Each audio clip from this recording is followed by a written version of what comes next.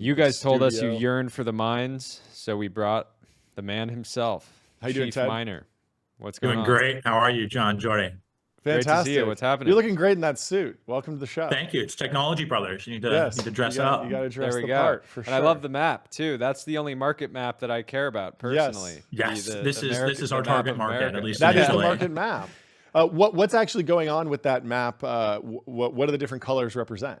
Yeah, this is a geological map showing kind of the common rock types in a given area. And you can see the central and eastern U.S. are not quite as exciting as the western U.S., and that's where all the minerals are.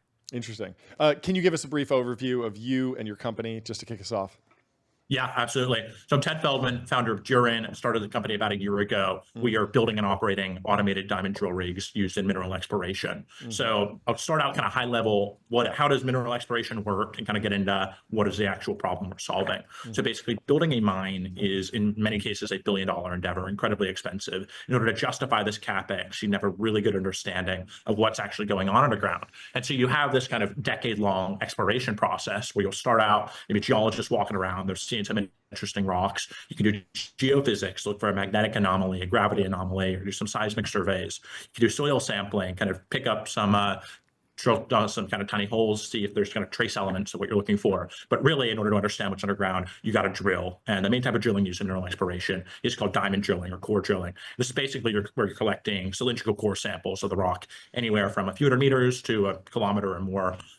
Underground, generally a few inches wide. You pull it up in 3-meter intervals. But really, once you collect these core samples, you send them off to the lab. The lab will tell you exactly what the composition is. You do that every foot or every meter across hundreds of holes. You plug all this data into a 3D model, and you have a kind of 3D model of the subsurface. You can visualize where is the mineral deposit, see how large is the resource, what's the grade, the kind of percent of the metal you're looking for within that deposit, and then make a determination on whether it's economic to mine or whether you need to collect more data in order to make that determination. So the problem here, go ahead. Before you go into the next segment, can you talk about the value chain? Is there different groups that are doing, the core sort of like research, and then do they sell the rights, basically say like, hey, this is worth spending $1 billion, but like, we're not going to spend $1 billion. Like, you should do it. And they sort of like sell access to it effectively. So the way this will normally work is you have an exploration company or junior explorer, junior miner. They either own the land outright, they have rights to lease the land, or they have some claim on federal land, but they have the rights to mine in a given area. And they basically have a hypothesis in geology that there is some valuable deposit underground. And they raise capital primarily from public markets. Many of these companies go public extremely early on the TSXV or the ASX, and they raise capital and spend most of that capital on drilling to actually collect more data. And so then this constant cycle of raising capital, spending most of it on drilling, analyzing those drill results, updating the geological model until they can either raise enough capital, raise $1 billion in equity and debt to actually build the mine, or what happens more often is sell the mine or sell the deposit to a larger miner that will actually have the money on their balance sheet in order to develop the asset. Why public markets versus private? Is it just because you need to raise so much money? You need to be able to basically effectively market. It sounds like biotech. Like what happens with biotech companies going earlier out? Are these like typically like penny stocks where they're just trading? Exactly. And it's some random. Mining is historically a penny stock industry. We used to have kind of small exchanges in Denver or Phoenix in the US, but in North America, this is dominated by Vancouver and Toronto, where a lot of these exploration companies are based. Canada has a lot more capital flowing into mining than the United States does today. And it's really just how it's been done historically. These investors, largely kind of smaller retail investors historically, they want liquidity, and they can't just be called up for a private placement if you're Joe with $100 to throw into a gold project. Did you ever, speaking of mining, did you ever join a call with a VC early and have them be like, sorry, I thought this was like crypto mining? Like, that has happened a lot. It has happened less now than a year or 18 months ago, which I think is a very promising trend. Got it. That's good. How much of the business is kind of just you need to take off the shelf technology and just go do the thing versus you need to build new technology, and is that more in like the hardware world or the software world, or are you just like going and doing the actual exploring? Like, can you concretize Yeah. what your So I'll day-to-day get is like? into what is Jurine actually doing. So we Sure. are a drilling contractor. We are building rigs from scratch Mm-hmm. and operating them for exploration companies. We're starting our first pilot with the Gold Explorer in Nevada in a little over a week. We'll be out in the field for that. We started building this rig about 4 months ago. And so we get paid basically per meter that we drill for our clients. And so we're not taking on the geology risk. Yeah. Let's And just focus on the tech. Yeah. And why are you building the rig yourself? I imagine that is that just built, you're buying different pieces of equipment and then piecing them together. I mean, you've raised money, but not that much. Like, I imagine you're not reinventing the wheel. Plus, it's probably like there's good drills out there. I imagine you don't need to build a new drill, or do you? Yeah.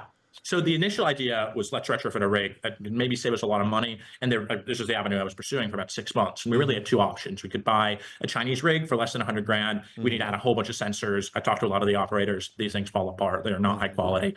So we rolled that out. Or you could buy a Western rig for $500,000 and you need to hack into the firmware and probably void a warranty, which you do not want to do on a $500,000 piece of equipment, or partner with a manufacturer and figure out how to actually pull data from it. We tried that with a couple of manufacturers. They were incredibly slow. And all the manufacturers, they sort of have their own half-hearted efforts on autonomy. And so they didn't seem particularly eager to partner with us. And so almost out of necessity, we had to design our own. And now the way this rig operates is really similar to every other sort of rig. All these drill rigs are basically two hydraulic rams pushing what is called the drill head, which is what provides the rotary motion to the drill rods into the ground. So all drilling is really, so you have a bunch of pipes that you screw together and then push and twist into the ground. And you have a bit on the end to make sure you get a clean cut. So we're the off-the-shelf parts that we're buying is with the drill head. That's what grips onto the rods and rotates them. You have the other part called the foot clamp, which just clamps down onto the bottom part of the drill string to make it easy to load a new rod in, and then rams to push it into the ground. And then the structure is ours. And then in order to actually retrieve the core sample from the bottom of the hole, think about it like this. You have your drill bit, and then you have, which is a cylinder. That's what our logo is actually. And then you have drill rods coming up from that. But inside of that bottom rod, you have another tube called the inner tube. There's a latch on the top of that. So basically, once that inner tube fills up with rock, when you've gone down 5 feet, you can grab a tool called the overshot, lower it down on a wire line. It latches into place. You could pull up the inner tube containing the core sample. And then that's what you send to the lab to be analyzed. How mature is the venture-backed mining market? Like, are there market maps that exist and are there's a few. And were you surprised? Everybody wants to go to space. Nobody wants to look, beneath our feet and go down. Has it been surprising how little investment has gone into the actual technology side of the industry? There's been very little surface area between mining and particularly Silicon Valley historically. Australia has a bit of a more mature mining technology ecosystem, but not nearly as much capital as we have over here. And so there's been a few kind of billion-dollar, multi-hundred-billion-dollar mining tech companies over the last decade or so, but just a few. And like mining overall is a $2 to $3 trillion industry, kind of, overall market size. Mining tech is a small portion of that, but it's a difficult industry to sell into. It's really why it's difficult to start a tech company here. Building a mine is incredibly CapEx intensive, and you're basically making a bet on technology early and then utilizing that equipment or software system for a decade plus. And so these companies are risk averse. They don't want to bet the farm on a new technology. Where I think we come in, there's a few other companies with a similar model, is as a contractor. So we're just replacing a separate service provider, and any sort of innovation that we're creating is done internally. So we are a more efficient, safer, and more cost-effective drilling contractor because of the autonomy that we're building. But it's really no risk to the customer. We get paid just like any other contractor to them. What's been the industry's reaction to the trade war? China very early came out and said that they were restricting access to various rare earths. Is that, what's been your read on the situation? How are U.S. players kind of reacting? Yeah, rare earths are very close to my heart. Prior to starting Jurine, I worked for MP Materials, which operates the only rare earths mine in the United States for about 1.5 years. Their mine is in California, about 3 hours away from where we are right now in LA. MP produces about 15% of the global rare earth supply. They refine about half of it domestically right now. They announced last week that they're ceasing shipments to China, so keeping it all domestic. We're going to Japan or Korea, which they have some offtake with, through Sumitomo. It's I think it's certainly a tailwind for the Western producers, but there is fear because we don't have everything in the United States. Rare earths we would be almost self-sufficient on, but we really need to ramp up the processing. The problem is that within this group of rare earths, about 15 different elements, you have some rare earths that we have a good chunk of at Mountain Pass, like neodymium and praseodymium, but then you have heavy rare earths like terbium or dysprosium, which we do not have enough of. And MP Materials, it's very heavily weighted towards these light rare earths, and there's very little of these heavy rare earths. And so we really need to partner with countries like Brazil or Vietnam, or the two that I point to for rare earths that are potentially allies, and maybe we'll get closer to them over the next few years. We're going to need to import. There are no other decent rare earths deposits in the United States that we can just spin up production at. That we know of. You never know. We could find the U.S. has a long history. We have a long history. I see a bunch of gaps in that map in Ohio. We'll find rare earths there, I'm sure. That's where we come in, is that in order to find a deposit, you got to spend $100 million. You got to drill everything, every suburban neighborhood. Just drop a Durin miner in the back of my backyard and start finding stuff. What we'll do first is fly planes over to do some sort of magnetic survey. The USGS is a pretty cool program called Earth MRI, where they're mapping a lot of the country with tighter spacing than they have previously with these geophysical surveys. But we need to be doing a lot more on that, because that's really the top of funnel that narrows down the potentially mineable sites. Can you talk? Oh, sorry. Can you talk a little bit more about autonomy? I'm seeing the first prototype rig can core 300 meters, around 1,000 feet deep, 2.5-inch diameter, and these rigs can run unattended for something like 2 to 3 years. So, what is the math on that? Is the rig moving around, or does it just take that long to get a single core sample out?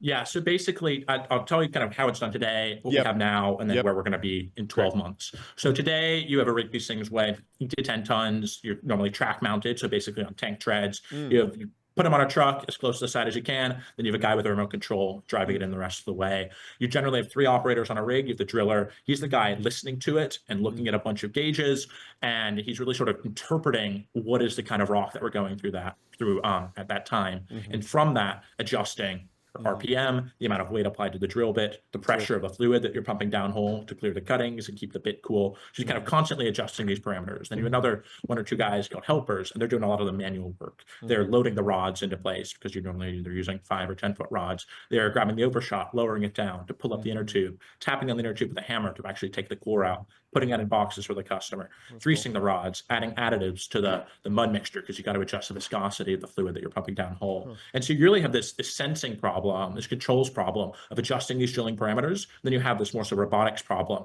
of just grabbing the rods, putting them into place, grabbing the core samples, etc. So on this first rig, we have basically the ability to collect a whole bunch of data, but everything that's going on the rig at any given time. We're going to use that data to build a sort of V1 autopilot system, deterministic at the start, move to machine learning when we get enough data. There really are not data sets available for this online, and so we've got to do a whole lot of drilling before we can actually get to full autonomy. And then we have a rod hand.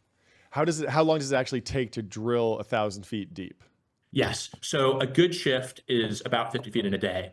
And so 12 hours, 50 feet, 1,000-foot hole, 20 shifts, 10 days. And that's traditional, human operated. So that's like a month of work, basically. Right? Yeah, like a month on one hole. Right. Wow. Yeah. And you're looking at about $100 a foot. Yeah. Okay. Yeah, that's a lot. Interesting. Yes. How are you so goated? Really what we're trying to do is we've built this first rig, manually operated at the start. We'll have some automation in terms of rod handling and kind of a V1 of this drilling parameter adjustment system. But then on the next version, which we're going to start building in just a couple months, we're kind of add on to the rod handling system to actually be able to cover the core sample, design our own mud mixer that can dump in the additives separately, and then you get most of the way there in terms of kind of removing these jobs on site. And it's really, yes, I think we can save a lot of money because labor is incredibly expensive here, but it's more so about availability. We are in a workforce crisis in the mining industry right now. I heard someone say a while ago, we don't have an autonomy problem in the mining industry, but labor problem. We just don't have enough people. And so is Minecraft not providing the pipeline that one would hope? I think the problem here is you play Minecraft when you're like 8 to 14 or something, or maybe later. And then you have this kind of 8-year gap between start of high school and finishing college to where you're not involved in the mining industry. We need Minecraft for adults. I have to ask, how are you so goated at marketing? You have like one of the most unique sort of like hard tech brands. Every time I think like it's very common for people to copy what Anduril does. and it's very hard to do something that feels like new and fresh and like super opinionated. And I've loved your out-of-home ads, and this segment is brought to you by AdQuick. I think you've been extremely strategic. I saw this hiring billboard that you had, that you can't have rocket science without rock science, and sort of like placing these strategically in Hawthorne. Where does that come from? When did you figure out that you had a knack for this? Because I'm assuming I'm assuming your team helps, but oftentimes marketing this good typically is very founder led. We've got an incredible team. My head of operations has really helped a lot with the marketing. We have a few incredible designers that help us out part-time with all this as well. Hiring is a lifeblood of any company, particularly a company with as bold a vision as what we're trying to accomplish. And so we need to get the word out and have kind of this massive funnel of people that have heard of us. Some of them will be interested, and some of them we are going to want to hire.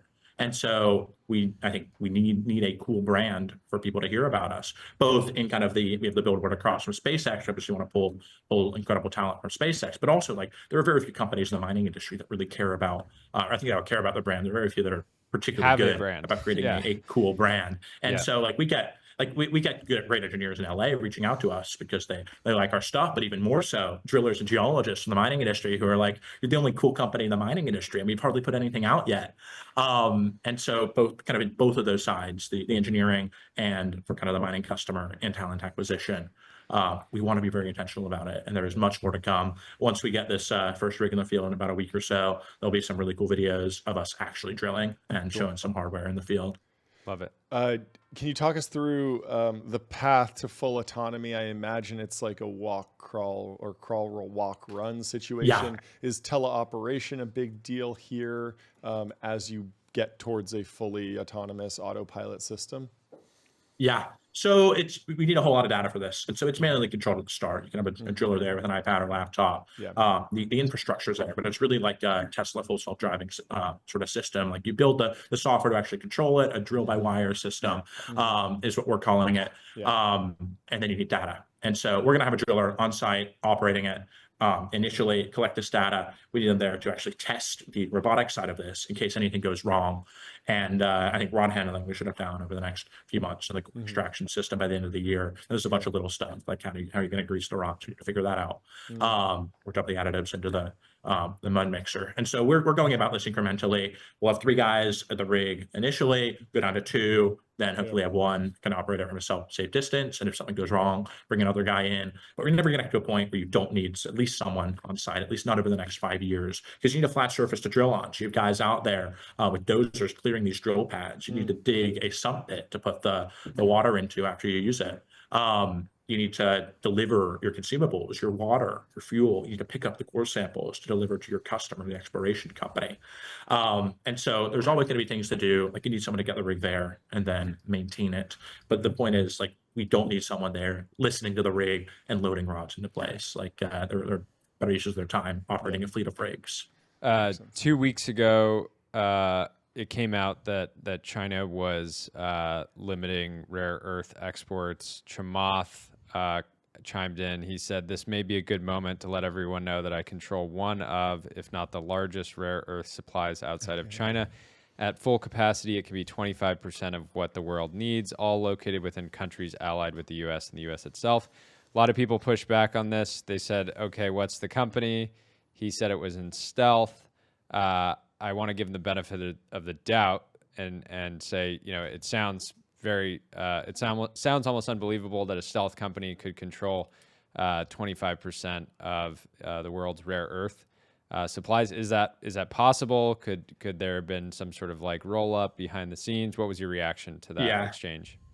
Perhaps. I haven't heard anything about Chamath's involvement in any rare earth project beyond he helps back KP Materials 5 or so years ago. I haven't heard anything. Maybe he does. I hope he does. That would be great. I hope he does. There was some massive rare earth mine that myself and the friends with rare earths analysts haven't heard of. And so I want him to surprise us, but I haven't heard anything. Sure. Cool.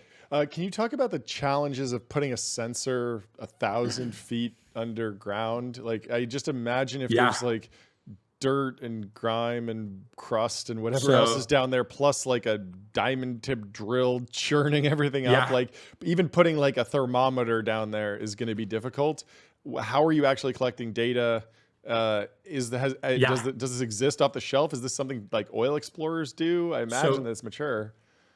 So the short answer is we're not collecting any data underground at this point. Everything we are measuring, you can measure from the surface. Just like the human does, right? Because the human's listening to everything and collecting that data from above. Exactly. Got it. Okay. And so it's like we're not even using vibration.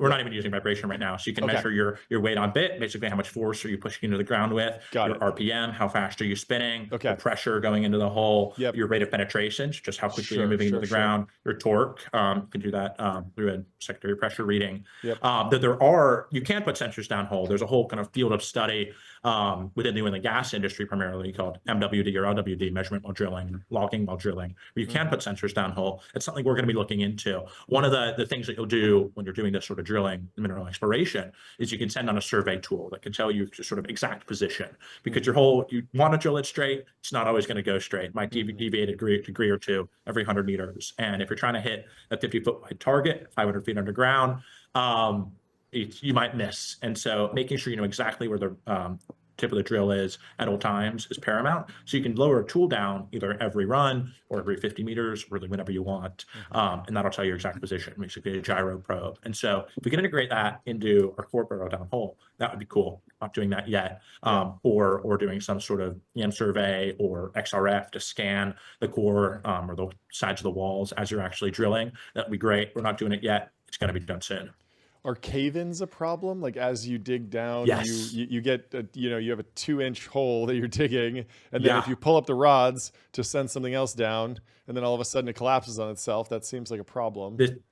You're thinking like a driller. That is a huge problem in this space. Basically what you do as you're drilling through the first, call it 100 feet of kind of unconsolidated sediment or looser rock to the surface, what you'll do is you'll drive casing. And so casing is basically a wider diameter pipe that you'll drill down with and then drill through that hole. And that basically prevents if there's some sort of collapse near the surface, it goes around the casing, and maybe your casing gets stuck, but at least it's not around your drill string, and that continue drilling through that. The problem is, what if you don't drive the casing deep enough, or there's some sort of fracture down hole, like 500 feet down or whatever, that does collapse in. And what you'll try doing then is try a whole bunch of different RPMs, pull up with maximum force, but sometimes you get stuck. There's really two options. You could if you try to guess where the cave-in is, you can actually use tools to cut the steel above that and just recover everything above that. You lose some steel in the ground. Oh, well, you're out 10, 20 grand at least. Or you can kind of say you're stuck, but you can actually drill through it. So there are tools that can literally drill through your previous tools that were downhole at a smaller diameter, and so you get some steel in the inner tube, which is pretty cool to see. Let you continue the hole. You don't have to abandon it. You're decreasing the diameter, not as valuable data, and you are still going to lose some equipment. And so you basically don't want to push it too hard to avoid risking a cave-in. Last question on my side. Just curious, how has the I'm assuming throughout history, the sort of diamond drill bits were just actual diamonds that people pulled out of the earth, and then at some point they were lab grown, or were they always? So what's the history there? Yeah, so the way these drill bits work is it's primarily iron. So the soft iron matrix with diamond particles impregnated into it. And so you can kind of see, I should have brought a drill bit over here to show you all. That would have been cool. You can see these tiny diamond particles. It looks like glitter on it. And then as it cuts the diamonds, the hardest material on earth, but they do wear, they dull. And so the bits are designed such that as the diamonds dull, the iron wears at approximately the same rate to reveal new sharp diamonds. Very cool. Very cool. Last question from me. Armageddon. In the plot of Armageddon, they say it's too hard to teach drilling to an astronaut. They got to teach going to space to the drillers, to the miners. Realistic or unrealistic based on what you know about how complex mining is? Would you have trained the drillers to go to space, or would you have trained the astronauts to drill? I think we're doing both here. We are we're teaching SpaceXers how to drill and drillers how to participate in a high-functioning engineering organization. Yeah. And so I think you got to do both. If you're trying to build a large organization and manufacture thousands of these rigs over the next 5-6 years, become a leading drilling contractor. Yeah, they really didn't bring any any astronauts on that trip. It's all drillers. No, that movie. I know Jordy hasn't I seen don't it, think that's realistic. Okay. Anyway, this was a fantastic conversation. Thanks so much for joining. Ted, I'm very excited for you and the team. It's been awesome watching you guys over the last few months, and congratulations on all the progress in the new round. We're excited to be on. Just a quick message for everyone. We are hiring, jobs.jurine.com. Brilliant engineers, please apply or reach out to me. Thank you all for having me. Beautiful. Have a great rest of your day. Talk soon. Talk soon. Bye. Cheers.